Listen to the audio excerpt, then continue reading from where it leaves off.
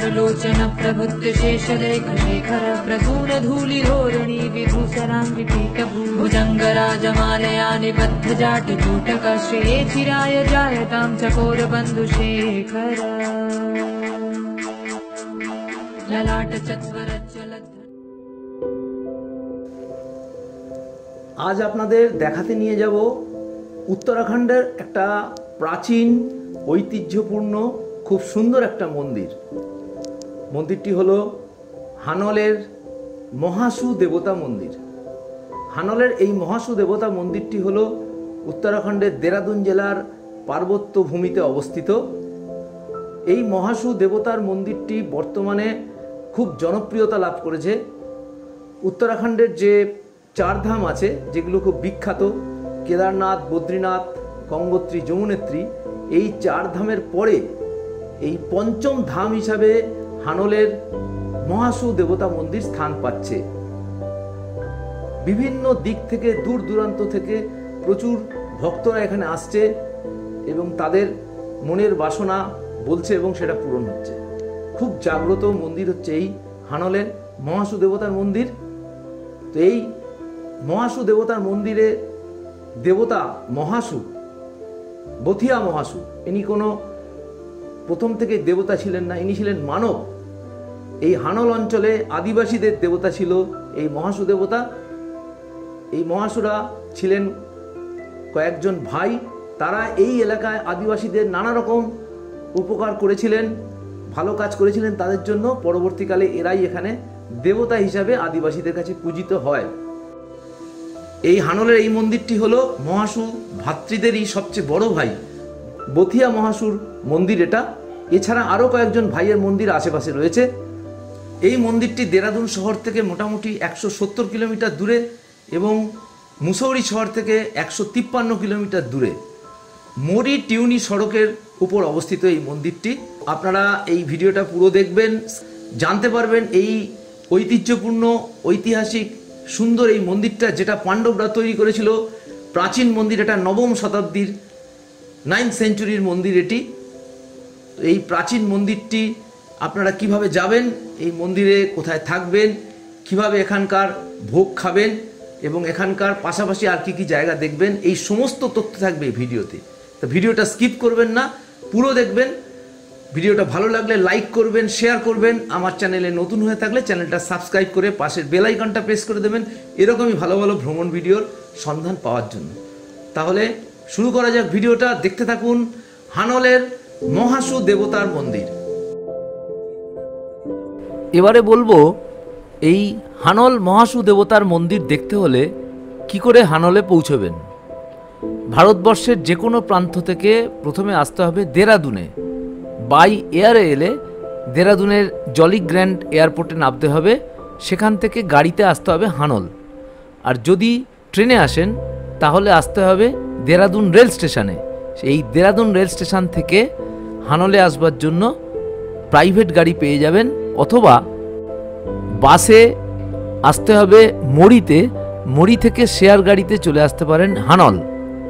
এছাড়া দেরাদুন থেকে টিউনি পর্যন্ত বাসে এসে টিউনি থেকেও শেয়ার গাড়িতে চলে আসতে পারেন হানল। টিউনি থেকে মাত্র 15 কিলোমিটার দূরে হানল।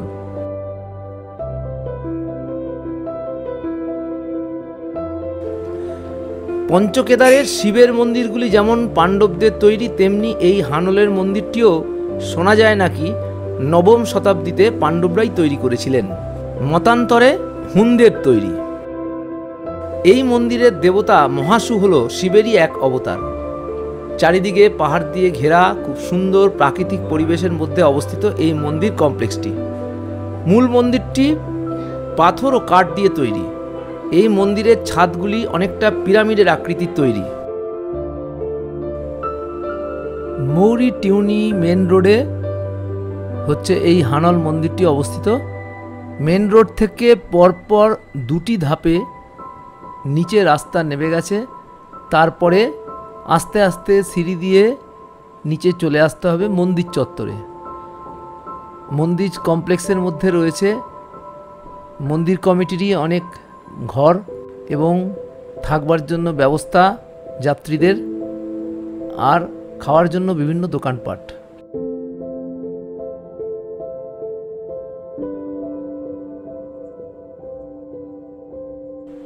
এখানে মন্দির কমিটির গেস্ট হাউসে যদি জায়গা না মেলে তাহলে কিছু হোটেলও রয়েছে। আমি 2-1টি হোটেলের যোগাযোগ নাম্বার ডেসক্রিপশন বক্সে দিয়ে দেবো।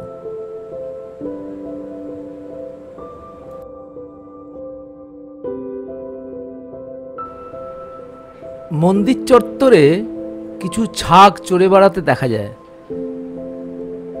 অনেকে মনে করবেন কি এটা বলিদানের জন্য, যদিও আগে বলিদান প্রথা ছিল, বর্তমানে তা বন্ধ হয়েছে। সবাই এখানে এনে ছাগকে উৎসর্গ করে দেবতার কাছে এবং এখানে ছেড়ে দেয়।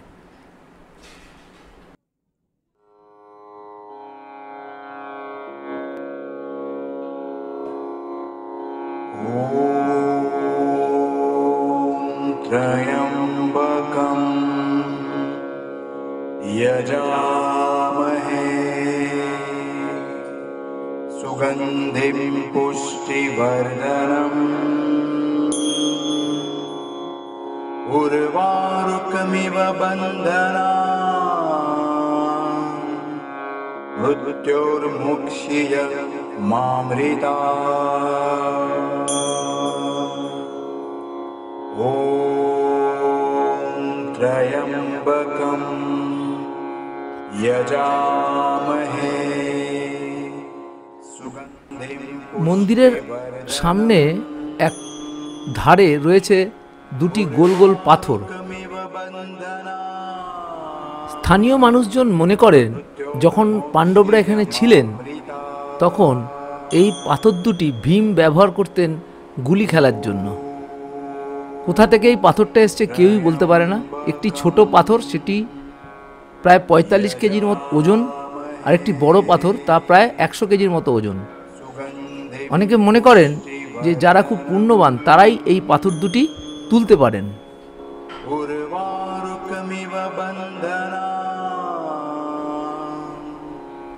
মন্দিরের ভেতরে একেবারে গর্ভগৃহে সাধারণের প্রবেশ নিষেধ, কেবলমাত্র পুরোহিতই সেখানে প্রবেশ করতে পারেন। সেখানে জ্বলছে অখণ্ড জ্যোতি। মন্দিরের পাশে পাহাড়ের গা থেকে অনন্তকাল ধরে নেমে আসছে এক জলধারা। কোথা থেকে এই জলধারা আসছে এর উৎস আজ পর্যন্ত কেউ বলতে পারেনি। এই জলধারা দিয়েই অভিষেক হয় মহাসু দেবতার।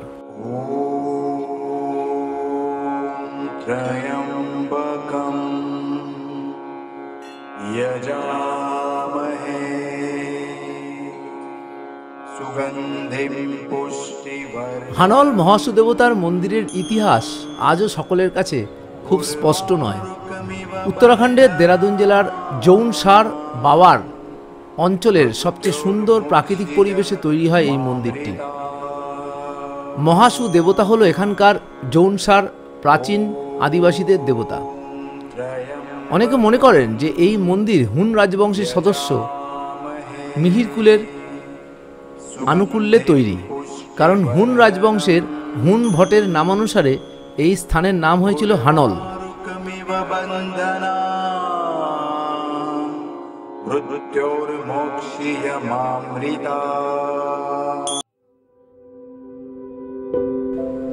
কলিযুগের প্রারম্ভে এখানে কিরমির বলে এক রাক্ষস এসেছিল।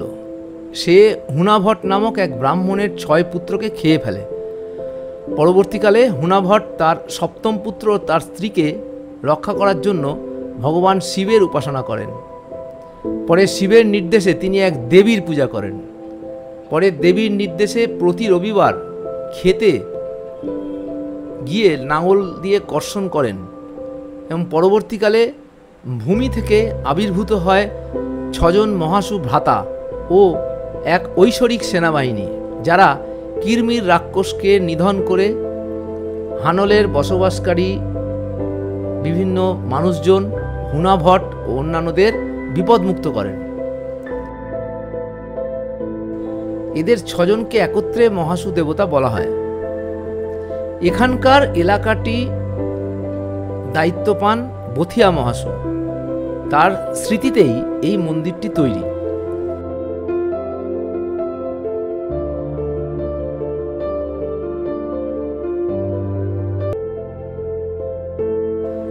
হানলের এই মন্দির থেকে 2 কিলোমিটার দূরে টন্স নদীর উপর ব্রিজ পেরিয়ে ওপারে রয়েছে এই বথিয়া মহাসুর ভাই পামানি মহাসুর মন্দির।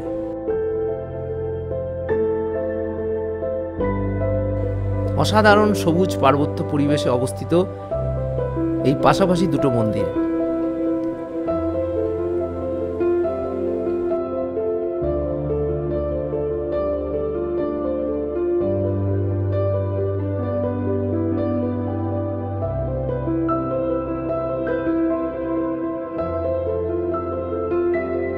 এটা হলো হানল মন্দির দেখবার জন্য যে সমস্ত দর্শনার্থী আসে তাদের গাড়ি রাখবার জন্য যে স্ট্যান্ড,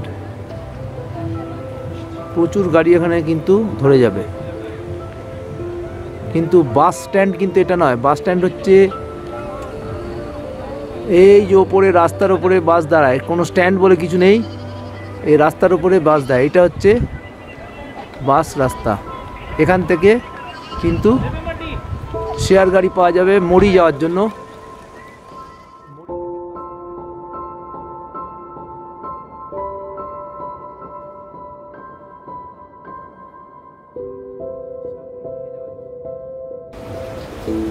এইটা হলো হানল মন্দির কমিটির থাকবার জায়গা।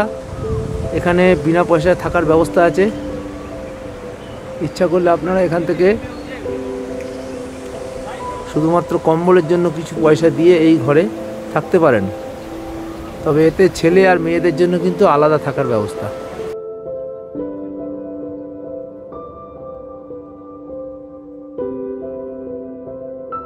এখানে মন্দিরের চারপাশে রয়েছে প্রচুর স্ন্যাক্সের দোকান, লুচি, পরোটা, চাউমিন, রোল, এই সমস্ত স্ন্যাক্স আপনারা কিন্তু অবশ্যই খেতে পাবেন এইখানে।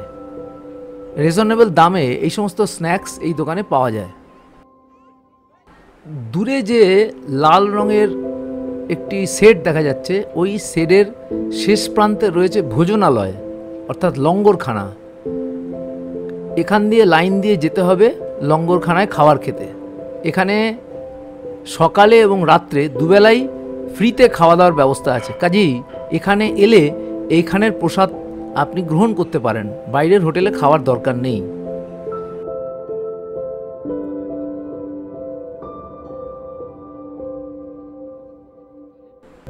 উপর থেকে দেখা যাচ্ছে হানল মন্দির কমপ্লেক্সের দৃশ্য। ঠিক কেন্দ্রস্থলে হচ্ছে হানল মন্দিরটি অবস্থিত, আর পিছন দিয়ে নদী বয়ে যাচ্ছে।